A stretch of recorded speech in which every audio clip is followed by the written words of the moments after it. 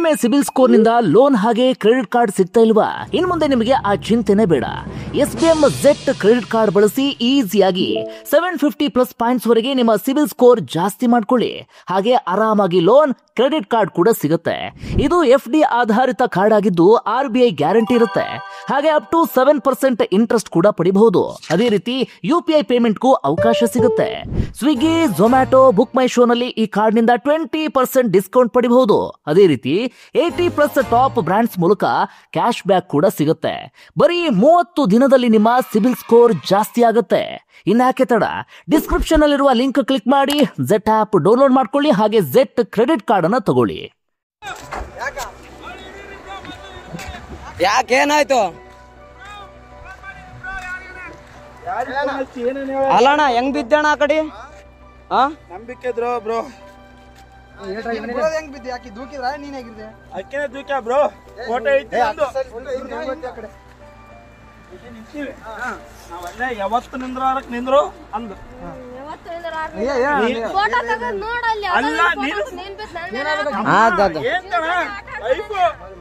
ನಾನು ಹೊಸ್ತಾಗಿ ಒಂದು ಸೆಲ್ಫಿ ಅಂದ್ರೆ ಒಳ್ಳೆ ಅಂದು ಅಲ್ಲ. ನಾನು ಹೇಳ್ತಿ ಕೇಳೋ ಫೋಟೋ ನನಗೆ ಈಗ ಅರು ಬಂತು, ನಿಮ್ಗೆ ಹೇಳಲ್ಲ ಎಲ್ಲರಿಗೆ ಚೇಬಿಟ ಬಿದ್ದಾನಂತ ನೋಡ್ರಿ. ಎಷ್ಟು ಬಂಧುಗಳೇ ನಮಸ್ಕಾರ, ಹೇಗಿದ್ರೆ ನೀವೆಲ್ಲರೂ? ನಾನು ಸುಬ್ರಹ್ಮಣ್ಯ ಎಸ್ ಹಂಡಿಗೆ. ಬಂಧುಗಳೇ, ಆರಂಭದಲ್ಲಿ ವಿಡಿಯೋವನ್ನ ಗಮನಿಸಿದ್ರಿ. ಈ ವಿಡಿಯೋವನ್ನ ನೀವು ಈಗಾಗಲೇ ನೋಡಿರ್ತೀರಿ. ಅಷ್ಟರ ಮಟ್ಟಿಗೆ ಸೋಷಿಯಲ್ ಮೀಡಿಯಾದಲ್ಲಿ ವೈರಲ್ ಆಗ್ತಾ ಇದೆ, ಸುದ್ದಿಯೂ ಕೂಡ ಆಗ್ತಾ ಇದೆ. ಎಲ್ಲಿಯವರೆಗೆ ಈ ಸುದ್ದಿ ತಲುಪಿದೆ ಅಂದ್ರೆ ರಾಷ್ಟ್ರೀಯ ಮಾಧ್ಯಮಗಳಲ್ಲೂ ಕೂಡ ಈ ವಿಚಾರಕ್ಕೆ ಸಂಬಂಧಪಟ್ಟ ಹಾಗೆ ಸುದ್ದಿಯನ್ನು ಪ್ರಸಾರ ಮಾಡಲಾಗ್ತಿದೆ. ನಿಮ್ಮಲ್ಲಿ ಒಂದಷ್ಟು ಮಂದಿಗೆ ಈ ವಿಡಿಯೋಗೆ ಸಂಬಂಧಪಟ್ಟ ಕ್ಲಾರಿಟಿ ಸಿಕ್ಕಿರಬಹುದು, ಇನ್ನೊಂದಷ್ಟು ಮಂದಿಗೆ ಏನಿದು ವಿಡಿಯೋ ಎನ್ನುವಂತ ಪ್ರಶ್ನೆ ಇರಬಹುದು. ಅದೇನು ಅನ್ನೋದನ್ನ ಹೇಳ್ತು ಹೋಗ್ತೀನಿ. ಘಟನೆಯ ಸಾರಾಂಶ ಇಷ್ಟೇ. ಗಂಡನ ಆರೋಪ ಏನಪ್ಪಾ ಅಂದ್ರೆ, ಫೋಟೋ ತೆಗೆಯುವಂತ ನೆಪದಲ್ಲಿ ಆ ಬ್ರಿಡ್ಜ್ ಇಂದ ನನ್ನ ಹೆಂಡತಿಯ ನನ್ನನ್ನು ತಳ್ಳಿಬಿಟ್ಟಿದ್ದಾಳೆ, ಕೊಲ್ಲೋದಿಕ್ಕೆ ಆಕೆ ಪ್ರಯತ್ನವನ್ನ ಪಟ್ಟಿದ್ದಾಳೆ ಅನ್ನೋದು ಆತನ ಆರೋಪ. ಇತ್ತ ಹೆಂಡತಿಯ ವಾದ ಏನಪ್ಪಾ ಅಂದ್ರೆ, ನಾನು ಯಾಕೆ ಕೊಲ್ಲೋದಿಕ್ಕೆ ಪ್ರಯತ್ನವನ್ನ ಪಡ್ಲಿ, ಆತನೇ ಫೋಟೋ ತೆಗೆಯುವಂತ ಸಂದರ್ಭದಲ್ಲಿ ಸ್ಲಿಪ್ ಆಗಿ ಕೆಳಗಡೆ ಬಿದ್ದಿದ್ದಾನೆ, ಈಗ ನನ್ನ ಮೇಲೆ ಆತ ಸುಖ ಸುಮ್ಮನೆ ಆರೋಪ ಮಾಡ್ತಿದ್ದಾನೆ ಅನ್ನೋದು ಹೆಂಡತಿಯ ವಾದ ಅಥವಾ ಸಮರ್ಥನೆ. ಹಾಗಾದ್ರೆ ಏನಿದು ಘಟನೆ ಎನ್ನುವಂತ ವಿವರವನ್ನು ಗಮನಿಸ್ತಾ ಹೋಗೋಣ. ಈ ಇನ್ಸಿಡೆಂಟ್ ನಡೆದಿದ್ದು ರಾಯಚೂರಿನ ಗುರ್ಜಾಪುರ ಬಳಿಯ ಕೃಷ್ಣಾ ನದಿಯ ಬ್ರಿಡ್ಜ್ ಇದೆ ನೋಡಿ, ಬ್ರಿಡ್ಜ್ ಕಮ್ ಬ್ಯಾರೇಜ್, ಅಲ್ಲಿ ನಡೆದಿರುವಂತಹ ಘಟನೆ. ಯಾಕಷ್ಟರ ಮಟ್ಟಿಗೆ ಆತಂಕ ಮೂಡಿಸಿತ್ತು ಅಂದ್ರೆ, ಆತ ಉಳ್ಕೊಂಡಿದ್ದೆ ಅದೃಷ್ಟ ಎನ್ನುವ ರೀತಿಯಲ್ಲಿ. ಸ್ವಲ್ಪ ಮಿಸ್ ಆಗಿದ್ರು ಕೂಡ ಆತನ ಪ್ರಾಣ ಹೊರಟೋಗ್ಬಿಡ್ತಾ ಇತ್ತು. ಯಾಕಂದ್ರೆ ವಿಪರೀತ ನೀರು ಅಲ್ಲಿ ಹರಿತಾ ಇದೆ. ಆ ನೀರಿನ ಫೋರ್ಸ್ಗೆ ಎಂಥವರೇ ಆದ್ರೂ ಕೂಡ ಅಲ್ಲಿ ಕೊಚ್ಕೊಂಡು ಹೋಗುವಂತ ಸಾಧ್ಯತೆ ಇರುತ್ತೆ. ಜೊತೆಗೆ ನಿಮ್ಮೆಲ್ಲರಿಗೂ ಕೂಡ ಗೊತ್ತು, ಅದರಲ್ಲೂ ಕೂಡ ಆ ಭಾಗದವ್ರಿಗೆ ಬಹಳ ಚೆನ್ನಾಗಿ ಗೊತ್ತಿರುತ್ತೆ, ಅಲ್ಲಿ ವಿಪರೀತವಾದಂತ ಮೊಸಳೆಗಳಿದ್ದಾವೆ. ಹೀಗಾಗಿ ಸಹಜವಾಗಿ ಆತನಿಗೆ ಆತಂಕ ಶುರುವಾಗ್ಬಿಟ್ಟಿತ್ತು. ಹೀಗಾಗಿ ಆತ ಉಳಿದಿದ್ದೇ ಅದೃಷ್ಟ ಅಂದ್ರೂ ಕೂಡ ತಪ್ಪಾಗ್ಲಿಕ್ಕಿಲ್ಲ. ಇವರೆಲ್ಲ ಯಾರು ಎನ್ನುವಂತ ವಿಚಾರ ಗಮನಿಸ್ತಾ ಹೋಗೋದಾದ್ರೆ, ಆತ ಮೂಲತಃ ರಾಯಚೂರಿನ ಶಕ್ತಿನಗರ ಭಾಗದವನು. ಆತನ ಹೆಸರು ತಾತಪ್ಪ ಅಂತ ಹೇಳಿ, ಮೂಲ ಹೆಸರು ಬಸವರಾಜ್, ವಯಸ್ಸು ಕೇವಲ 24 ವರ್ಷ ಅಷ್ಟೇ. ಈಕೆ ಯಾದಗಿರಿ ಜಿಲ್ಲೆಯ ಒಂದು ಭಾಗದವಳು. ನಾನು ಆಕೆ ಹೆಸರನ್ನ ಹೇಳೋದಕ್ಕೆ ಹೋಗೋದಿಲ್ಲ, ಮುಂದೊಂದಿನ ಸಮಸ್ಯೆ ಆಗೋದು ಬೇಡ ಎನ್ನುವ ಕಾರಣಕ್ಕಾಗಿ.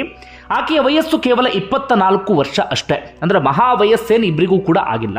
ಮದುವೆ ಆಗಿ ಕೇವಲ 3 ತಿಂಗಳಾಗಿದೆ ಅಷ್ಟೇ. ಏಪ್ರಿಲ್ 10ನೇ ತಾರೀಕು ಇಬ್ಬರು ಕೂಡ ಅದ್ಧೂರಿಯಾಗಿ ಮದುವೆ ಆಗಿದ್ದಾರೆ.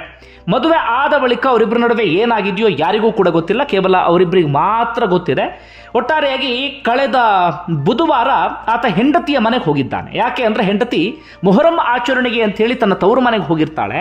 ಈಗ ಕರ್ಕೊಂಡು ಬರೋದಕ್ಕೆ ಅಂತ ಆತ ಹೆಂಡತಿಯ ತವರು ಮನೆಗೆ ಹೋಗಿದ್ದಾನೆ. ಗುರುವಾರ ಹೆಂಡತಿಯ ಮನೆಯಲ್ಲೇ ಉಳ್ಕೊಂಡಿದ್ದಾನೆ. ಅದಾದ ಬಳಿಕ ಶುಕ್ರವಾರ ಅಲ್ಲಿಂದ ಸೀದಾ ತನ್ನ ಹೆಂಡತಿಯ ಅಕ್ಕನ ಮನೆಗೆ ಹೋಗಿದ್ದಾನೆ. ಅದಾದ ನಂತರ ತನ್ನ ಮನೆಗೆ ಕರ್ಕೊಂಡು ಆತ ಬರ್ತಾ ಇದ್ದ. ಕರ್ಕೊಂಡು ಬರುವ ಸಂದರ್ಭದಲ್ಲಿ ಇದೇ ಗುರ್ಜಾಪುರ ಬಳಿಯ ಕೃಷ್ಣಾ ನದಿಯ ಬ್ರಿಡ್ಜ್ ಕಮ್ ಬ್ಯಾರೇಜ್ ಬಳಿ ಬೈಕ್ ನಿಲ್ಸೋದಿಕ್ಕೆ ಹೆಂಡತಿ ಹೇಳಿದ್ದಾಳಂತೆ. ಬಹಳ ಚೆನ್ನಾಗಿ ನೀರು ಹರಿತಾ ಇದೆ, ಇಬ್ರು ಫೋಟೋವನ್ನ ತೆಗೆದುಕೊಳ್ಳೋಣ ಅಂತ ಹೇಳಿ. ಅದಾದ ಬಳಿಕ ಕೆಳಗಡೆ ಇಳಿದು ಇಬ್ರು ಕೂಡ ಹೋಗಿದ್ದಾರೆ. ಆ ತಡೆಗೋಡೆ ಸಮೀಪಕ್ಕೆ ಹೋಗಿದ್ದಾರೆ. ತಡೆಗೋಡೆ ಕೂಡ ತುಂಬಾ ಶಾರ್ಟ್ ಆಗಿದೆ. ಯಾರೇ ಸ್ವಲ್ಪ ತಳ್ಳಿದ್ರು ಕೂಡ ಕೆಳಗಡೆ ಬೀಳುವ ರೀತಿಯಲ್ಲಿ ಆ ತಡೆಗೋಡೆ ಇದೆ. ಅಲ್ಲಿ ಆತ ಹೇಳ್ತಾನಂತೆ, ಸೆಲ್ಫಿ ತಗೊಳ್ಳೋಣ ಅಂತ ಹೇಳಿ. ಅದಕ್ಕೆ ಆಕೆ ಒಪ್ಪಿಗೆಯನ್ನು ಕೊಟ್ಟಿಲ್ಲ ಅಂತೆ. ಅದರ ಬದಲಾಗಿ ಫೋಟೋ ತೆಗೆದುಕೊಳ್ಳೋಣ ಎನ್ನುವ ರೀತಿಯಲ್ಲಿ ಆಕೆ ಹೇಳಿದ್ದಾಳಂತೆ. ಮೊದಲು ಆ ಆಕೆಯ ಫೋಟೋವನ್ನ ಈತ ತೆಗೆದಿದ್ದಾನೆ. ಅದಾದ ಬಳಿಕ ಈತನ ಫೋಟೋವನ್ನ ಆಕೆ ತೆಗೆಯೋದಿಕ್ಕೆ ಹೋಗಿದ್ದಾಳೆ. ತೆಗೆಯುವಂತ ಸಂದರ್ಭದಲ್ಲಿ ಆತ ಸೀದಾ ಕೆಳಗಡೆ ಬಿದ್ದಿದ್ದಾನೆ. ಬಿದ್ದಾದ ಬಳಿಕ ಆತನ ಅದೃಷ್ಟಕ್ಕೆ ಆತನಿಗೆ ಅಲ್ಪ ಸ್ವಲ್ಪ ಈಜು ಬರ್ತಾ ಇತ್ತು. ಹೀಗಾಗಿ ಅಲ್ಲಿ ಹೇಗೋ ಈಜ್ಕೊಂಡು ಹೋಗಿ ಒಂದು ಕಲ್ಲು ಬಂಡೆಯ ಮೇಲೆ ಕುತ್ಕೊಂಡಿದ್ದಾನೆ. ಅದಾದ ನಂತರ ಆತನ ಅದೃಷ್ಟ ಇನ್ನೂ ಚೆನ್ನಾಗಿತ್ತು. ಅದೇ ಮಾರ್ಗದಲ್ಲಿ ಈಜು ಚೆನ್ನಾಗಿ ಗೊತ್ತಿದ್ದಂಥವ್ರು ಅಥವಾ ಇದರಲ್ಲಿ ಸ್ವಲ್ಪ ಎಕ್ಸ್ಪರ್ಟ್ ಆದಂಥವರು ಒಂದು ಬೊಲೆರೋ ವಾಹನದಲ್ಲಿ ಹೋಗ್ತಿರ್ತಾರೆ. ಅವರು ಮೀನು ಹಿಡಿಯುವಂಥವ್ರು. ಹೀಗಾಗಿ ತುಂಬ ಜನರು ರಕ್ಷಣೆ ಮಾಡಿರ್ತಾರೆ. ಇಂಥ ಪರಿಸ್ಥಿತಿಯನ್ನು ಅವರೆಲ್ಲರೂ ಕೂಡ ಗಮನಿಸಿರ್ತಾರೆ. ಈತ ಜೋರಾಗಿ ಅಲ್ಲಿಂದ ಕಿರ್ಚೋದಕ್ಕೆ ಶುರು ಮಾಡಿಕೊಂಡಿದ್ದಾನೆ. ನನ್ನನ್ನು ಕಾಪಾಡಿ ಕಾಪಾಡಿ ಎನ್ನುವ ರೀತಿಯಲ್ಲಿ ಅವರು ತಕ್ಷಣ ಬಂದಿದ್ದಾರೆ, ಹಗ್ಗವನ್ನು ಹಾಕಿದ್ದಾರೆ. ಅಗ್ನಿಹಾಳ ಗ್ರಾಮದ ಯುವಕರು ಅವರು. ಅದಾದ ಬಳಿಕ ಆತನನ್ನ ಅಲ್ಲಿಂದ ಎತ್ಕೊಂಡು ಬರುವಲ್ಲಿ ಯಶಸ್ವಿ ಆಗಿದ್ದಾರೆ. ಆತ ಇವರು ಬಂದಿಲ್ಲ ಅಂತಾಗಿದ್ರೆ ಆತ ಪ್ರಾಣಾಪಾಯಕ್ಕೆ ಸಿಕ್ಕಾಕೊಳ್ತಿದ್ದ. ಯಾಕಂದ್ರೆ ತುಂಬ ಹೊತ್ತುಗಳ ಕಾಲ ಆ ಬ್ರಿಡ್ಜ್ ಕಲ್ಬಂಡೆ ಇತ್ತಲ್ಲ, ನಿಂತ್ಕೊಳ್ಳೋಕೆ ಸಾಧ್ಯ ಆಗ್ತಿರ್ಲಿಲ್ಲ ಆತನಿಗೆ. ಯಾಕಂದ್ರೆ ನೀರಿನ ಹರಿವು ಜಾಸ್ತಿ ಇತ್ತು, ಅದ್ರ ಮೇಲೂ ಕೂಡ ನೀರು ಬರುವಂಥ ಸಾಧ್ಯತೆ ಇತ್ತು. ಆತ ಆ ಕಡೆ ಈ ಕಡೆ ಹೋಗುವಂಥ ಪರಿಸ್ಥಿತಿಯಲ್ಲೂ ಕೂಡ ಇರಲಿಲ್ಲ. ಯಾಕಂದ್ರೆ ಪ್ರಾಣವನ್ನು ಉಳಿಸಿಕೊಳ್ಳುವಂತಹ ಧೈರ್ಯದಲ್ಲಿ ಹೇಗೋ ಈಜ್ಕೊಂಡು ಅಲ್ಲಿವರೆಗೆ ಹೋಗಿದ್ದಾನೆ. ಅದಾದ ಬಳಿಕ ಈಜುವಂಥ ಧೈರ್ಯ ಆತನಿಗೆ ಇರಲಿಲ್ಲ. ಅವರು ಕೊನೆಗೂ ಆತನನ್ನು ರಕ್ಷಣೆ ಮಾಡಿದ್ದಾರೆ. ರಕ್ಷಣೆ ಮಾಡುವಂತಹ ಸಂದರ್ಭದಲ್ಲೇ ಆತ ಹೆಂಡತಿಯ ಮೇಲೆ ಕಿಡಿಕಾರೋದಕ್ಕೆ ಶುರು ಮಾಡಿಕೊಂಡಿದ್ದಾನೆ. ಈಕೆನೆ ನನ್ನನ್ನು ತಳ್ಳಿಬಿಟ್ಲು ಎನ್ನುವ ರೀತಿಯಲ್ಲಿ. ಆತನ ಆರೋಪ ಏನಪ್ಪಾ ಅಂದ್ರೆ, ಆ ತಡೆಗೋಡೆ ಇದೆಯಲ್ಲ, ತಡೆಗೋಡೆಯಲ್ಲಿ ತಕ್ಷಣ ಬೀಳುವ ಸ್ಥಿತಿಯಲ್ಲಿ ಇಲ್ಲ ಅಥವಾ ಸ್ಲಿಪ್ ಆಗುವ ರೀತಿಯಲ್ಲಿ ಇಲ್ಲ. ನನ್ನ ಫೋಟೋ ತೆಗೆಯೋದಕ್ಕೆ ಆಕೆ ಬಂದಂಥ ಸಂದರ್ಭದಲ್ಲಿ ನನ್ನ ಎದೆಯ ಭಾಗಕ್ಕೆ ಆಕೆ ತಳ್ಳಿಬಿಟ್ಟಿದ್ದಾಳೆ ಕೈ ಹಾಕಿ. ಹೀಗಾಗಿ ನಾನು ಕೆಳಗಡೆ ಬಿದ್ದೆ ಎನ್ನುವ ರೀತಿಯಲ್ಲಿ ಆತನ ಆರೋಪಕ್ಕೆ ಪುಷ್ಟಿ ನೀಡುವ ರೀತಿಯಲ್ಲಿ ಏನಾಯಿತು ಅಂದರೆ, ಯಾರಾದರೂ ನೀರಿಗೆ ಬಿದ್ದಾಗ ಏನು ಮಾಡ್ತಾರೆ, ಅವರ ಸಂಬಂಧಿಕರು, ಹೆಂಡತಿಯೋ ತಂದೆಯೋ ತಾಯಿಯೋ ಯಾರೇ ಆದರೂ ಜೋರಾಗಿ ಕಿರ್ಚೋದಕ್ಕೆ ಶುರು ಮಾಡ್ಕೊಳ್ತಾರೆ, ಅಳೋದಕ್ಕೆ ಶುರು ಮಾಡ್ಕೊಳ್ತಾರೆ, ಕಾಪಾಡಿ ಕಾಪಾಡಿ ಅಂತ ಕೂಗೋದಕ್ಕೆ ಶುರು ಮಾಡ್ಕೊಳ್ತಾರೆ. ಇದೆಲ್ಲವೂ ಕೂಡ ಸಹಜ. ಆದರೆ ಆಕೆ ಕಿರ್ಚಾಡಿಲ್ಲ, ವಿಚಲಿತ ಆಗಿಲ್ಲ, ಸ್ವಲ್ಪವೂ ಕೂಡ ಆತಂಕಕ್ಕೆ ಒಳಗಾಗಿಲ್ಲ. ಆಕೆ ಆರಾಮಾಗಿ ಅಲ್ಲಿ ನಿಂತ್ಕೊಂಡಿದ್ಲು. ತಕ್ಷಣವೇ ಆಕೆಯ ತಾಯಿಗೆ ಫೋನ್ ಮಾಡಿ ಹೇಳ್ತಾಳೆ, ಗಂಡ ಈ ರೀತಿಯಾಗಿ ನದಿಗೆ ಬಿದ್ದು ಹೋಗಿಬಿಟ್ಟ ಎನ್ನುವ ರೀತಿಯಲ್ಲಿ.